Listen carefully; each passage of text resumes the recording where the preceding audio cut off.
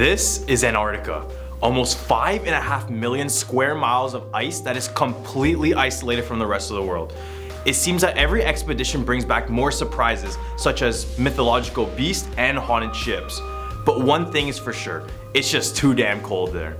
I'm your host Andrew, and here are your top 10 Antarctica scary urban legends. Starting our list at number 10, we have the Theningen. Japanese researchers and fishermen who sail close to Antarctica have only recently started reporting seeing this creature. The Theningen has been described as a whale-like humanoid that is white in color and has human-like arms, and sometimes it walks as a bipedal. Oh yeah, it's also 65 to 100 feet long, so it's pretty hard to miss. One story goes that a research crew set sail to Antarctica. As they looked off in the distance, they observed what they initially thought was a submarine. However, as they kept getting closer, the creature would become aware of their presence and would dive into the icy waters. Some say they are able to use their hind legs to walk on land, making them an issue in the waters as well as on the land. I guess Aquaman got some competition now. At number 9, we have the freshwater lake under the ice. There are hundreds of subglacial lakes in Antarctica. Lake Vostok is the most mysterious one. It's estimated to be the size of Lake Ontario, and it's almost 3 miles below the ice sheets that cover the land. This would be a great spot for an introvert, wouldn't it? Despite the below freezing temperatures, scientists claim that the lake remains a liquid because of the pressure above from the ice combined from the pressure below from Earth's geothermal heat. The lake is located directly below a Russian station, and it's said that the Russians drilled a 3-mile hole through the ice and down to the lake. As they collected samples from the lake, they discovered that life actually existed below. Not just bacteria and microorganisms, but it was reported that organism 46b was found there. Russian explorer Dr. Anton Paldalka claims that during his exploration of the lake, he saw the creature firsthand, reporting it to be a 14-tentacle squid-like creature around 30 to 40 feet long. Coming in at number 8, we have the ghost of Shackleton. In 1915, explorer Sir Ernest Shackleton and his crew set off on a voyage to explore the South Pole. However, before they could make it to Antarctica, the ship they were on got trapped and crushed by the ice. The crew managed to hop on a lifeboat and travel hundreds of miles to safety. Ernest Shackleton miraculously survived, but he didn't stop there.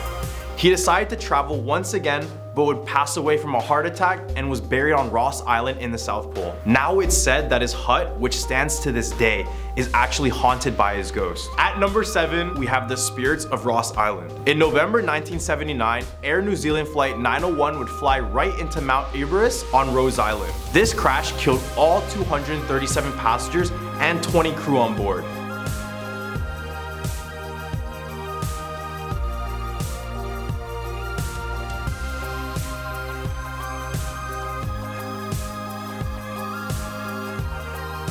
Instead of leaving them in the cold, the bodies were found kept at McMurdo Station nearby. Those who visit the base leave with a feeling of unease and discomfort, similar to the feeling that they're trespassing in a place they're just not wanted. Coming in at number 6, we have Jenny the Ghost Ship. This is a story of a ship that was found before it was lost. As the story goes, in 1840, Hope came across the ship, Jenny, completely frozen in ice in an Antarctic Drake Passage. Crew members of the Hope reported that it first looked like a battered ship, but as they approached, they noticed that it was something much darker. The crew saw 7 men standing on the deck of this ghostly ship.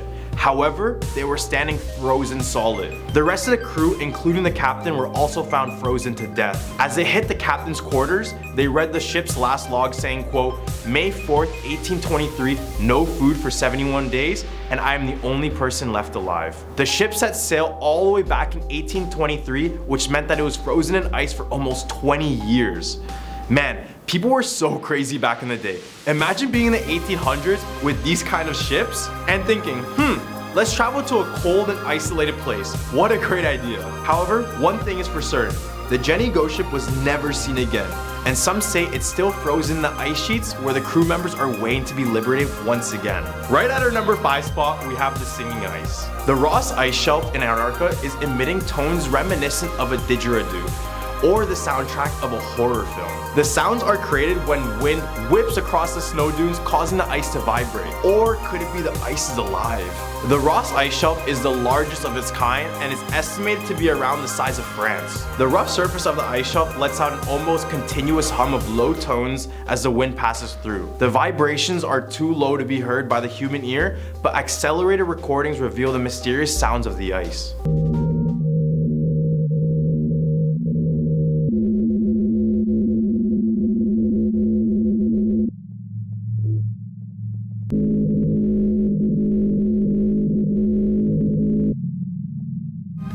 Stealing our number 4 spot, we have after the World War II, it was believed that the Germans took all of the research to Norway and eventually from Norway into Argentina. And from Argentina, it would head to Antarctica where they had a secret base in New Schaubenland. The Germans certainly had intellectual scientists and groundbreaking technology, but they just didn't have enough resources to sustain their progress. That's one of the world's biggest issues, finite resources.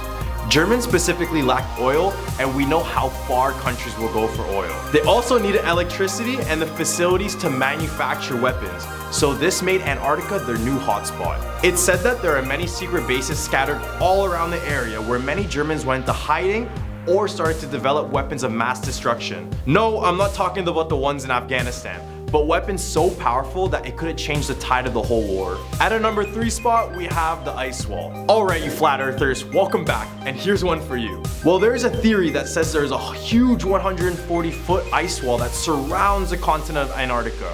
It's also said that the shelf of ice is several hundred meters thick. This theory was first brought up when British naval officer and polar explorer Sir James Clark Ross ventured to Antarctica. Upon seeing the massive ice wall, he said, quote, "It was an obstruction of such character as to leave no doubt in my mind as to our future proceedings.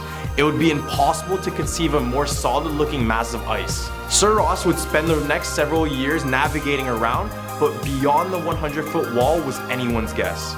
Literally no one knows how far it really goes or what exists beyond it. All airlines and ships have agreed to avoid the area completely since, due to severe weather conditions, and in one case a New Zealand flight crashed there, causing all passengers to die. All the way at our number 2 spot, we have Operation High Jump. In 1947, Richard Burt and 4,000 other soldiers were assigned to this classified mission called Operation High Jump. The government informed the soldiers that this operation was just an expedition to scan the land of Antarctica. They journeyed through the land to look for any occupying bases. It was said that even before the incident at Pearl Harbor, Nazis occupied a base down in Antarctica. And since they have been losing the war, it made sense to see if they were hiding there. However, when they arrived on the continent, it was not Nazis they encountered. All 4,000 men, including Richard, claimed to see the hollow earth entrance. Here they saw an ancient race consisting of reptilian-like creatures, just like a bunch of Mark Zuckerbergs. In Richard Byrd's journal, he says that once they came in contact with the ancient race, they were met with hostility. They quickly found out about their advanced technology and devastating weapons, and had no choice but to flee.